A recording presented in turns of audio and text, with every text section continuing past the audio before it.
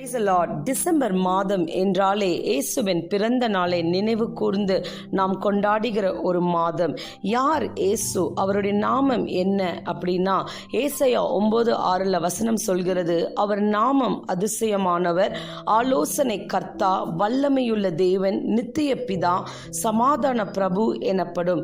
இன்று நாம் தியானிக்க போகிற நாமம், அவருடைய நாமம் அதிசயமானவர். எந்த இடத்தில் நீ தனித்து நின்றாயோ அதே இடத்தில் கர்த்தர் இன்று உனக்கு எதிர்பார்த்திராத பெரிய அற்புதத்தை செய்ய போகிறார். கலங்காதே. நீ ஜெபித்து எதிர்பார்த்து கொண்டிருக்கிற காரியத்தில் வழி திறக்கும், அதிசயம் உன் வாழ்வில் நடக்கும். உனக்கு எதிராக அடைக்கப்பட்டிருந்த வாசல்களை கர்த்தர் திறப்பார். இன்றைக்கு உங்களுடைய வாழ்க்கையில அநேக காரியங்கள்ல வாசல்கள் அடைக்கப்பட்டிருக்குதா? கவலைப்படாதீங்க.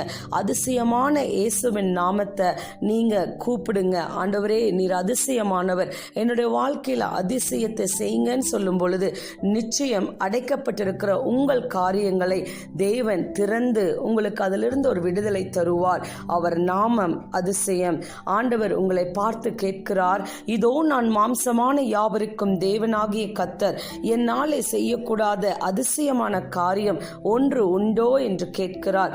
உங்களை பார்த்து உங்கள் அருகில் நின்று ஏசப்பா சொல்கிறார், பயப்படாதே, உன் வேண்டுதல் கேட்கப்பட்டது, உனக்கு அதிசயம் நடக்கும்.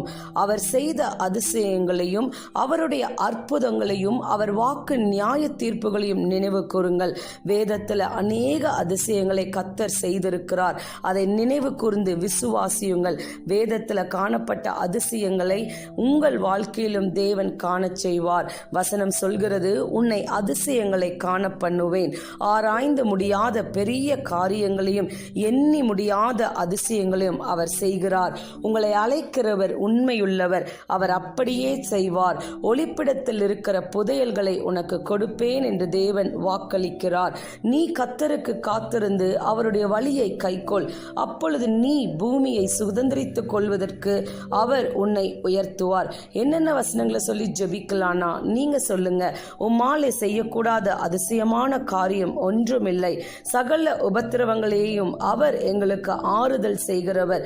பரலோகத்தின் தேவனானவர் எங்களுக்கு காரியத்தை கைகூடி வர பண்ணுவார் என்று இந்த வசனத்தை விசுவாசத்தோடு அறிக்கையிடுங்க. ஆண்டவர் உங்களை பார்த்து சொல்கிறார், நான் வனாந்தரத்திலே வழியையும் அவாந்தர வெளியிலே ஆறுகளையும் உண்டாக்குவேன். பயப்பட வேண்டாம், உங்கள் தேவனாகிய கர்த்தர் உங்களுக்குள்ளே இருக்கிறார். நாம் கிரகிக்க கூடாத பெரிய காரியங்களை அவர் செய்கிறார். அதிசயமான ஏசப்பா உங்களுடைய வாழ்க்கையில அதிசயத்தை செய்து உங்கள் குடும்பத்தை ஆசீர்வதிப்பார். God bless you.